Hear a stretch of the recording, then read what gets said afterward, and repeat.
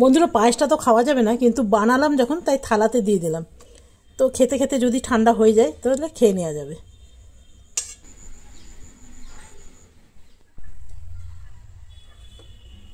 বন্ধুরা আজকে আমার রান্নাঘরে বানানো হচ্ছে কুমড়োর তরকারি। আমার হাজব্যান্ডের কুমড়ো খুব পছন্দ, বাজার গেলে কুমড়ো নিয়ে আসে, সেটা ভালো হোক আর খারাপ হোক। এই যে একটা হবে ভাজা আর একটা হবে চিংড়ি মাছ দিয়ে, আর এখানে কেটে রেখেছি ঝিঙে। তবে আজকে কেটে কুটেই আপনাদের সামনে এসেছি। আর কুমড়োটা একটু চিংড়ি মাছ দিয়ে করবো, খুব ভাল লাগে জানেন। কুমড়ো যদি চিংড়ি মাছ দিয়ে করা হয় বেশ ভাল লাগে। আর কিছুটা করব ঝিঙে দিয়ে। তবে সমস্যা হলো চিংড়ি মাছ যেহেতু আমাদের ঘরে খুব রেসিপি হয়, সেহেতু চিংড়ি মাছ আছে কম।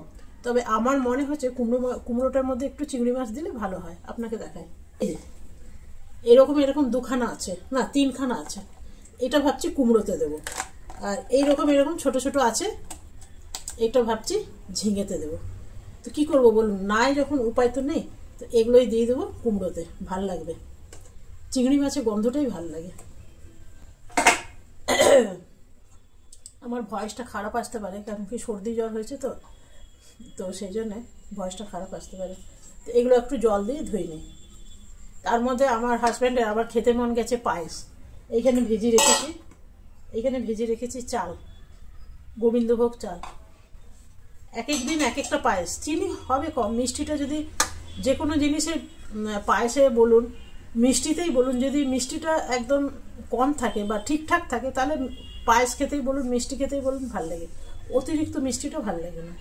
তো মিষ্টি আমাদের বাড়িতে খুব কমই দেওয়া হয়। তো চলুন এগুলো ধুয়ে নিয়ে রান্নাটা শুরু করি।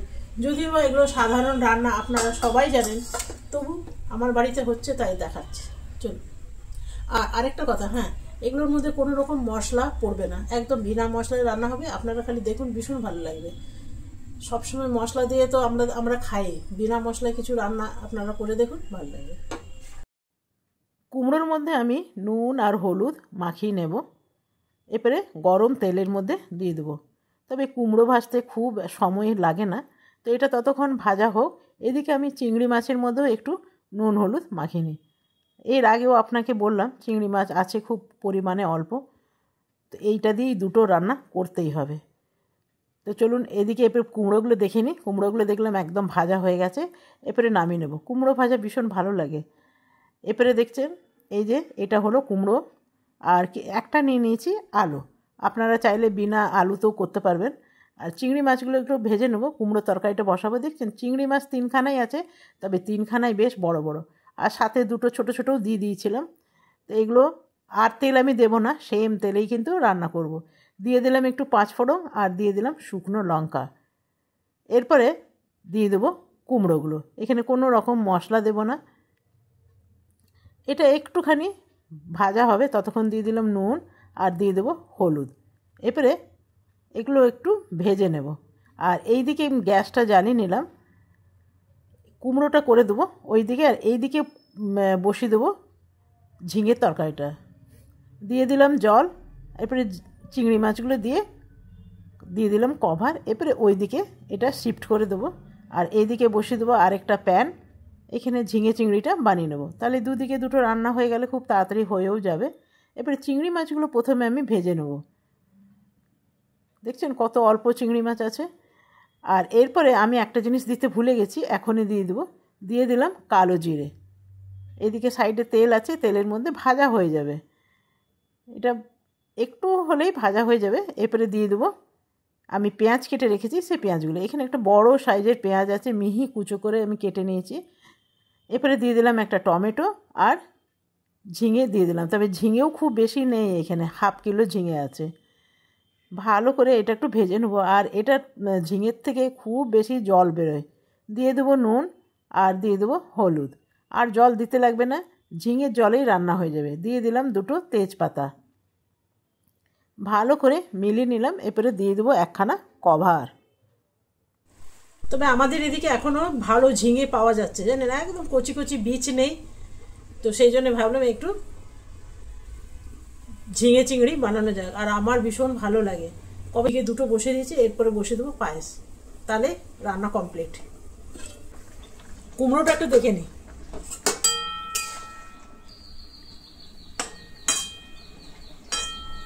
একটু জল জল আছে, জলটা কমে যাক।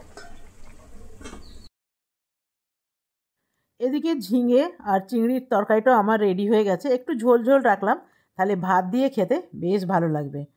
তো দেখুন এটা রেডি হয়ে গেল, বিনা মশলা ঝিঙে চিংড়ি। একবার বানিয়ে দেখুন, অসাধারণ লাগবে।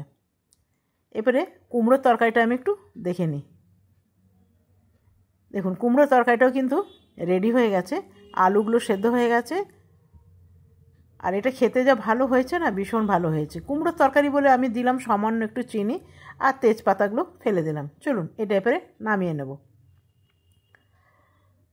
তবে যেহেতু চিংড়ি মাছ আছে, এটা ভাত দিয়ে খেতেই ভালো লাগবে। তো আমার রেডি হয়ে গেল কুমড়ো চিংড়ি বিনা মশলায়। বন্ধুরা, এই তরকারিটা ঝিঙে তরকারি, এই তরকারিটা না টেস্ট অনেক ভালো হয়েছে। এর মধ্যে আমি ধনেপাতা দিলাম না, কেন চিংড়ি মাছের সাথে ধনেপাতা দিলে খুব একটা ভালো যায় না দেখেছি, তো সেই জন্য আমি এখানে দিলাম না। ভীষণ ভালো গন্ধ এসছে আর খেতেও ভীষণ ভালো হয়েছে। এটার মধ্যে কোনো রকম মশলা দেবেন না, মশলা দিলেই কিন্তু এর টেস্টটা পাওয়া যাবে না। চল, দুধও নিয়ে চলে এসেছি, এটা বসিয়ে দিই। এখনও বোধ হয় পাটালি বা খেজুর গুড় বাজারে আসেনি, আমাদের দিকে তো পাওয়া যাচ্ছে না। আর যেগুলো পাওয়া যাচ্ছে সেগুলো কি জানি বলছে, তো আমার মনে হচ্ছে আগের বছরে না নকলি। তো বসিয়ে দিলাম একখানা কড়াই, আর দুধটা আমি কেটে নিই।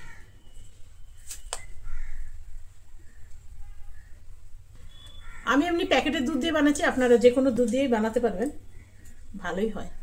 তো চলুন কেটে নিই আগে। আপনাকে এর আগেই বললাম যে আমি পায়েস বানাবো। তো কড়াইয়ের মধ্যে দিয়ে দিয়েছি জল, এই যে দেখতে পাচ্ছেন জল। তবে জলটা কেন দিয়েছি আপনাকে বলছি। যদি ডাইরেক্ট কড়াইয়ের মধ্যে দুধ ঢেলে দেওয়া হয় না, তাহলে দুধটা নিচে বসে যায় বা একটুখানি লেগে লেগে যায়। কিন্তু অল্প জল দেবেন, আর জলটাও কিন্তু মানে সঙ্গে সঙ্গে জল দিয়ে কিন্তু দুধ দেবে না, জলটা একটু ফুটে উঠবে তখনই দুধটা দেবেন। দেখছেন কেমন ভাপ হয়ে গেছে। এরপরে আমি দুধটা দিয়ে দেবো। এখানে 1/2 লিটার দুধ দিলাম, আর 1/2 লিটারের জন্যে 1/2 মুঠো আমি নিয়ে নিয়েছি গোবিন্দভোগ চাল। 1 লিটারের জন্যে বলে 1 মুঠো, 1/2 লিটারের জন্যে 1/2 মুঠো। তবে এটা যেহেতু ভিজিয়ে রেখেছিলাম তো সেই জন্যে ফুলে গেছে। এরপরে চালটা আমি দুধের মধ্যে দিয়ে দেবো, দিয়ে দিলাম সব চালটা। ব্যাস, এরপরে দুধটা একটু ঘন হয়ে গেলে তারপরে দিয়ে দেবো এখানে গুড়। আমি এখানে আখের গুড়ই দেবো, এখন তো খেজুর গুড় আমার কাছে নেই, তবে অনেকটা আমি স্টোর করে ফ্রিজে রেখেছিলাম, সেটা শেষ হয়ে গেছে। এখানে দেবো একখানা এলাচ, এলাচটা আমি এমনি গোটাই দিলাম মুখটা ফাটিয়ে।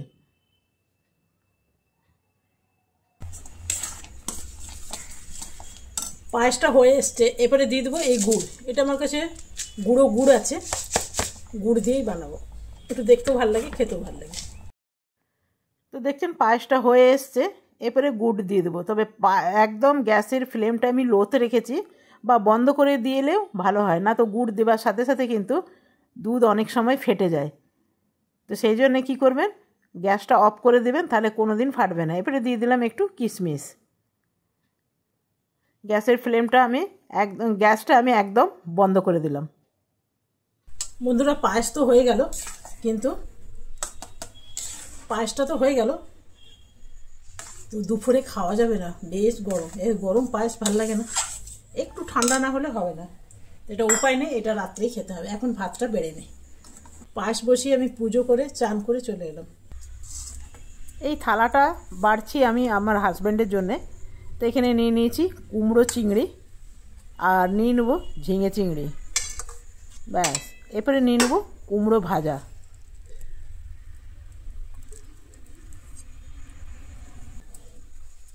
বন্ধুরা, পায়েসটা তো খাওয়া যাবে না, কিন্তু বানালাম যখন তাই থালাতে দিয়ে দিলাম। তো খেতে খেতে যদি ঠান্ডা হয়ে যায় তাহলে খেয়ে নেওয়া যাবে। দেখুন, বিনা মশলার থালা।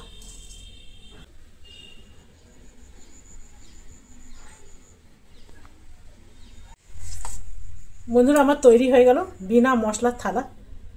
আর মনে হয় পায়েসটা ঠান্ডা হয়ে যাবে, যেহেতু এখন শীতকাল তো ঠান্ডা হয়ে যাবে। তো চলুন, আজকে আমি এখানেই শেষ করলাম। যদি ভালো লাগে তো এরকমভাবে কখনো বানিয়ে খেয়ে দেখেন, খুব ভালো লাগবে। কখনো কখনো বিনা মশলারও খাওয়া দরকার, কম তেল খাওয়া দরকার, সব খাওয়া দরকার।